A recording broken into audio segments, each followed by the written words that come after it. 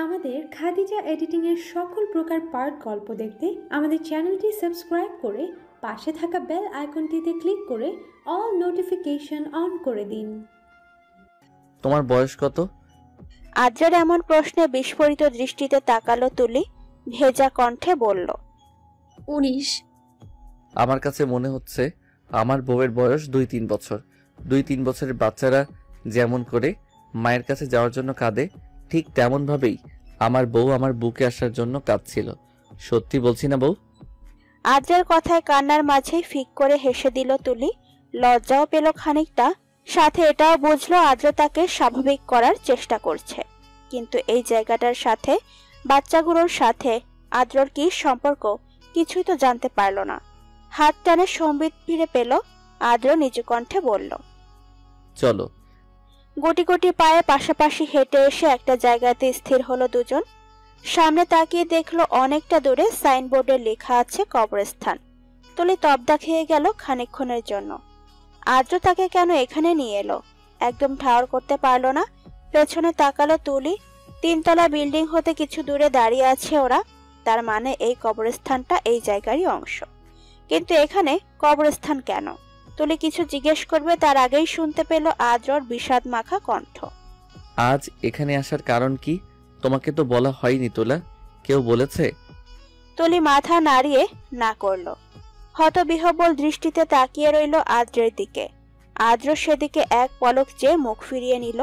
কিছুটা গম্ভীর স্বরে বলতে লাগলো, আজ আমার দাদার মৃত্যুবার্ষিকী। দূরে যে কবরস্থানটা দেখতে পাচ্ছ, এখানে আমার দাদাকে সমাহিত করা হয়েছে। তুলি চমকালো। আদ্রর ফ্যামিলি সম্পর্কে এতটা জানা নেই তার। সে ভেবেছিল হয়তো আদ্রের দাদা বান্দরবনে নিজ বাড়িতে মারা গেছেন, কিন্তু আজ এই মুহূর্তে জানলো অন্য কিছু। চমকিত নয়নে চাইতেই চোখে আটকা পড়ল আদ্রর 2 চোখ। আদ্র আলতো স্বরে প্রশ্ন করল, বান্দরবানে যে ডায়েরিটা দিয়েছিলাম পড়েছিলে বউ? নিস্তব্ধ নির্বাকতায় কাটিয়ে দিল তুলি কয়েক মুহূর্ত। আদ্রর মুখের দিকে চেয়ে শুকনো একটা ঢোক গিলল। কপালের সূক্ষ্ম ভাঁজ পরিস্ফুটিত আদ্রর দৃষ্টি প্রশ্নসূচক। ভোরের সূর্যের কিরণ তির্যকভাবে আছড়ে পড়ছে দুজনের মুখশ্রীতে। নির্মল হাওয়া ধেয়ে এসে শরীরে আলিঙ্গন করে যাচ্ছে প্রতিক্ষণে। সূর্যের দীপ্ততায় ও বিশুদ্ধ নির্মল হাওয়ার মিলনে শরীরে এক অন্যরকম শিহরণ খেলে যাচ্ছে দুজনের। ডায়েরি দিয়েছে আদ্র, প্রায় কেটে গেছে 1টা বছর। যখন হাতে পেয়েছিল পড়ার জন্য মনটা সারাক্ষণ আকুপাকু করেছিল তুলির। ঢাকায় এসে নানান রকম ব্যস্ততা, বিয়ে নিয়ে ভেজালে ডায়েরির কথাটা মনের মাঝে চাপা পড়ে গিয়েছিল। এখন কি প্রতিউত্তর করবে আদ্রকে ভেবেই গলা বারবার শুকিয়ে আসছে তুলির। তবুও এখন তো আর সম্ভব না নিরুত্তর থাকা, কেননা আদ্র উত্তরের আশায় চেয়ে আছে নিষ্পলক, চাতক পাখির ন্যায় ঠায়। তুলির মাথা নত হয়ে গেল। নতমস্তকে জিহ্বা দিয়ে ভিজিয়ে নিল শুকনো লবণ্যহীন ঠোঁট দুটো। অতঃপর ভাঙা কণ্ঠে বলে উঠল, আই এম সরি ডক্টর সাহেব, আমি ডায়েরিটা পড়ার কথা ভুলে গিয়েছিলাম। বান্দরবান থাকতে পড়বো করেও পড়া হয়নি, কারণ আপনি বলেছিলেন ঢাকা এসে যেন পড়ি। আর ঢাকায় এসে নিত্যদিনের ব্যস্ততা ভেজালে বেমালুম ভুলে বসেছি আমি। রুদ্ধশ্বাসে কথাগুলো বলে নত মস্তকে ক্লান্ত একটা নিঃশ্বাস ত্যাগ করলো তুলি। একদম সাহস হচ্ছে না আদ্রর উজ্জ্বল ফর্সা মুখশ্রীটা দেখার। যদি রেগে থাকে, মুখখানি যদি ধারণ করে রক্তিম আভা, প্রচন্ড ভয় হচ্ছে তুলির। একতাল কান্না জমাট হচ্ছে মনের এক কোণে। অত্যাধিক সাহস জুগিয়ে তীর রেখা নজরে চাইল আদ্রর দিক। নিমেষেই তবদা খেয়ে গেল। একই অবস্থা আদ্রর। রাগ নেই কেন, পুরো মুখের শঙ্কা ভাব স্পষ্ট। শিগগির তুলির কণ্ঠনালী হতে আওয়াজ বেরিয়ে এলো, বাক্য নয়, অতি সংক্ষিপ্ত একটা শব্দ, একটা নাম, আদ্র। তুলির কণ্ঠে আদ্রর মুখভঙ্গির কিঞ্চিত পরিবর্তন ঘটল। উত্তেজিত স্বরে বলে উঠল, কেন পড়োনি? কি করে ভুলতে পারলে তুমি এত গুরুত্বপূর্ণ একটা বিষয়? ডু ইউ নো, ডায়েরিটা আমার, তোমার জীবনের সাথে অতপ্রতভাবে জড়িত। আমার দেওয়া একটা জিনিসই তোমার দ্বারা সামলানো হয় না, ভুলে যাও। গুড তোলা। আদ্রর কণ্ঠে রাগের আভাস পাচ্ছে তুলি। আর চোখে খুব ভালোভাবেই চোখে পড়ল আদ্রর কপালের ফুলে ওঠা রগ। আদ্রর কথার মানে উদ্ধার হলো না তার, তবে এতটুকু বুঝতে পারলো ডায়েরি না পড়ে ভীষণ ভুল করে বসেছে। তুলির চোখে জল টলমল করছে। গড়িয়ে যাওয়ার চেষ্টা আপ্রাণ। পলক ফেললেই বুঝি গড়াবে অতি নিশ্চিন্তে। সমস্ত মনটাতে ভিজে হাওয়া যেন শ্রাবণের অরণ্যের গন্ধ নিয়ে ঘনিয়ে উঠছে। হৃদয়ে বইছে এলোমেলো বাতাস। তুলি অনড় রইল। কথায় কথায় কাঁদবে না বলে পণ করলো মনে মনে। আদ্রর রাগ করাটা সঠিক, এর প্রেক্ষিতে কান্না করাটা একদমই বেঠিক মনে হলো তুলির। ধীরস্থ পায়ে খানিকটা আগালো আদ্রর দিকে। কিছুটা দূরত্ব সংবরণ করে আনত স্বরে বলল, ক্ষমা করা যায় না আমায় ডক্টর সাহেব? তুলির মোলায়েম স্বর্ণ কর্ণগোচর হওয়া মাত্রই শীতল স্রোত বয়ে গেল আদ্রর বক্ষে। বলিষ্ঠ আগ্রাসী হস্তে তুলিকে টেনে আবদ্ধ করে নিল বাহুতে। তুলি থতমত খেয়ে গেল। আকস্মিকতায় অনেকখানি চমকালো। পরক্ষণে আদ্রর বুকে মাথা এলিয়ে হাসল মৃদু। বেশ শান্তি অনুভূত হচ্ছে তার। প্রশ্নের জবাবে বিশ্বস্ত প্রশস্ত বুকে জায়গা দেওয়ার মানেই তো রাগ নেই তুলা। ক্ষমা করব কি? পিঠে আদ্রের হাতের বন্ধন শক্ত হয়ে এলো। তুলিকে জড়িয়ে রেখে পার হলো কয়েক সেকেন্ড, কয়েক মিনিট। হাতের বাঁধন শিথিল করে নিল একটা সময়। তুলির অযত্নে এলোমেলো হওয়া চুলগুলো হাতের সাহায্যে গুছিয়ে দিল আদ্র। হলুদ ওড়নাটা দিয়ে মাথার ঘোমটাটা টেনে দিল। এক হাতের ভাঁজে তুলির ছোট কোমল হাতটা নিয়ে এগিয়ে চলল অন্যদিকে। বিস্মিত দৃষ্টি নিয়ে তুলি হাতের দিকে একবার তাকালো, ঘাড় ফিরিয়ে আরেকবার তাকালো কবরস্থানের দিকে। একপাশে সারি বেঁধে উঁচু হয়ে দাঁড়িয়ে থাকা কৃষ্ণচূড়া গাছগুলো থেকে ঝরে পড়ছে পাতা। ফুল নেই গাছগুলোতে, তবুও কি আকর্ষণ করার ক্ষমতা নিয়ে স্থির হয়ে আছে এরা। তুলির মনে হলো আজ বুঝি বসন্ত। ফাল্গুনের বাতাসের ন্যায় পথে পথে ঝরছে পাতা। হলুদ রাউন্ড ড্রেস পরে এক শ্যামবর্ণাপ্রিয় মানুষের হাতে হাত রেখে এগিয়ে যাচ্ছে অজানা কোথাও। সত্যি কি আজ বসন্ত এসেছে ধরণীতে? অস্থির আখি যুগল নিয়ে তুলি চারপাশ তাকালো। মনে মনে বলল, আজ তো বসন্ত নয়। বসন্ত হলে তো কৃষ্ণচূড়ার লাল রঙে ছেয়ে থাকতো গাছগুলো। ডক্টর সাহেবের সুঠাম দেহে জড়িয়ে থাকতো একটা হলুদ রঙের পাঞ্জাবি। আদ্রর পা থমকালো পুকুর পাড়ে এসে। সেই সাথে থেমে গেল তুলির কদম। সামনে তাকিয়ে দেখলো বিশাল বড় একটা পুকুর। সবুজ হয়ে আছে পানি। খুব বেশি বড় নয়, তবে ভীষণ সুন্দর একটা ঘাট বাঁধিয়ে রাখা হয়েছে পুকুর পাড়ে। তুলির মনটা ক্ষণিকের জন্য হলেও আনন্দিত হয়ে উঠল। কিছুটা উঁচানো স্বরে বলল, ঘাটে বসি। হাতের ভাঁজ ঢিল হতেই তুলি উত্তরের প্রতীক্ষায় ব্যয় করল না সময়। লুব্ধ নেত্রে গটগট পায়ে এসে বসে পড়ল ঘাটে। পাশে পাথরকুচি ও কন্টিকারির জঙ্গল। হাত এগিয়ে নিয়ে একটা পাথরকুচি পাতা ছিঁড়ে নিল। মৃত বাচ্চাটার মুখটা মনে পড়তেই ঝিমঝিম করে উঠল দেহের সর্বাঙ্গ। ক্রমে আনন্দ ছড়িয়ে পড়া মনটাতে হঠাৎই নেমে এলো শ্রাবণ ধারা। পাশে আদ্রর বসার উপস্থিতি অনুভব করলো। মলিন বিষণ্ণ দৃষ্টি তাক করলো সঙ্গে সঙ্গে। দাদার কথাটা মনে পড়তে নিষ্প্রভ স্বরে জিজ্ঞেস করলো, আপনাদের বাড়ি তো বান্দরবান এবং ঢাকা এই দুই শহরে, তাহলে দাদাকে রাজশাহীতে কেন কবর দেওয়া হয়েছে? আর এই জায়গাটার সাথেই বা আপনাদের কিসের যোগসূত্র? আশ্চর্য! তুলির প্রশ্নে আদ্র হাসছে। আদ্রর কোঠটের কার্নিশে লেগে আছে ম্লান হাসি। মোহে আটকা পড়ে গেল তুলি। একবারের জন্য অদ্ভুত লাগলো না আদ্রর হাসিটা।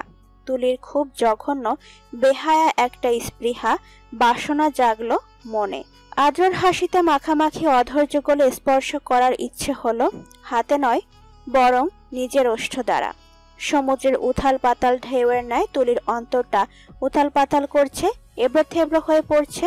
আদ্রকে স্পর্শ করার তৃষ্ণায় খা খা করছে মন। আদ্র তুলির দিকে চেয়ে আছে মন্ত্রমুগ্ধের ন্যায়।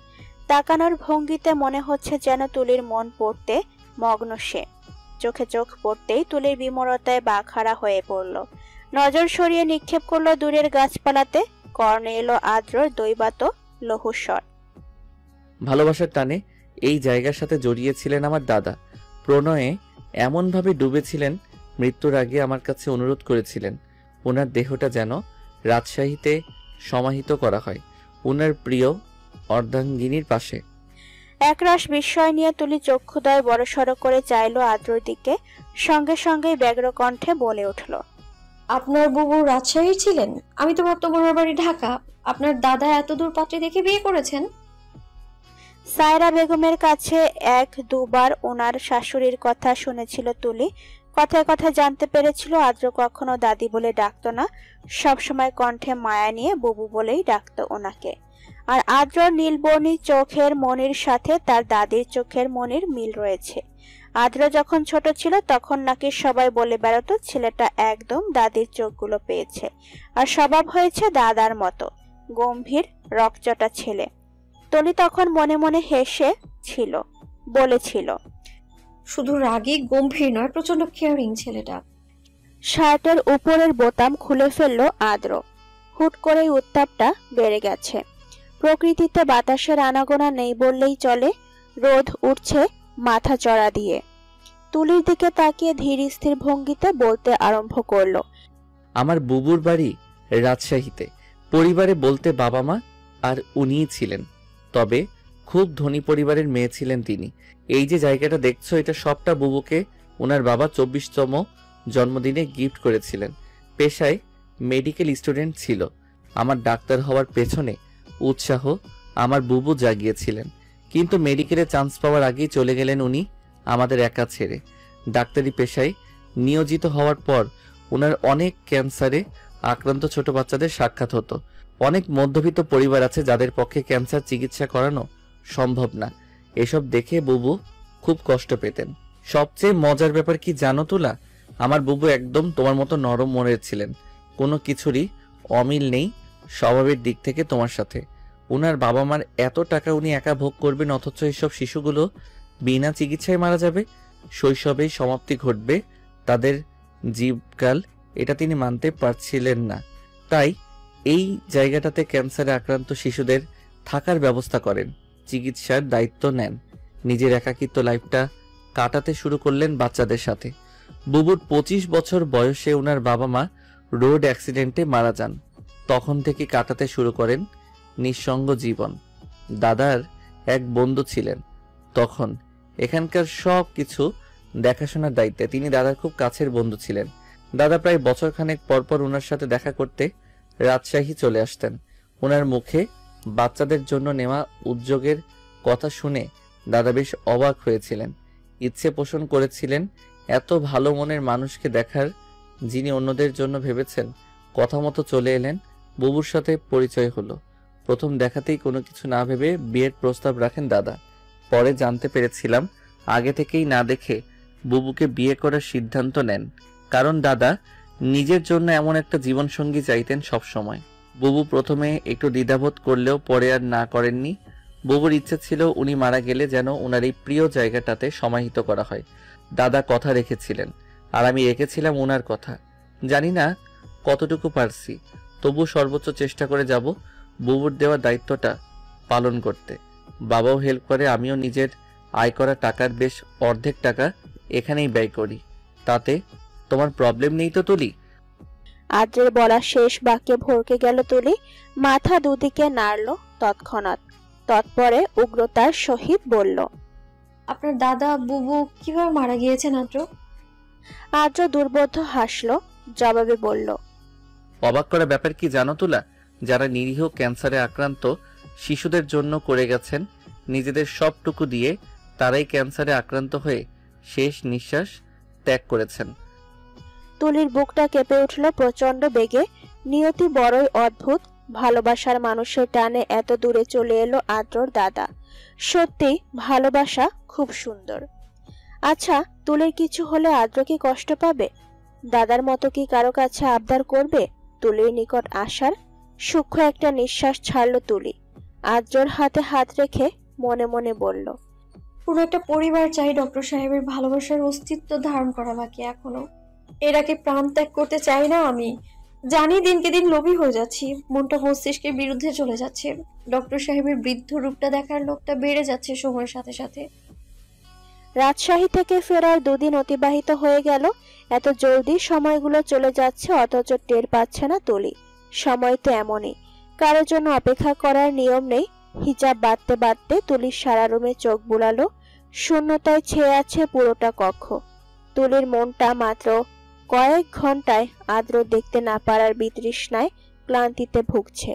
আদ্রবিহীন বিষাক্ত যন্ত্রণাময় লাগছে সবকিছু। ফুস করে একটা নিঃশ্বাস ছাড়লো। ব্যাগটা কাঁধে নিয়ে নিচে নেমে এলো। সায়রা বেগম রাদীপ সাহেব নাস্তা টেবিলে অপেক্ষা করছেন তার জন্য। তুলি রাদীপ সাহেবকে উদ্দেশ্য করে বলল,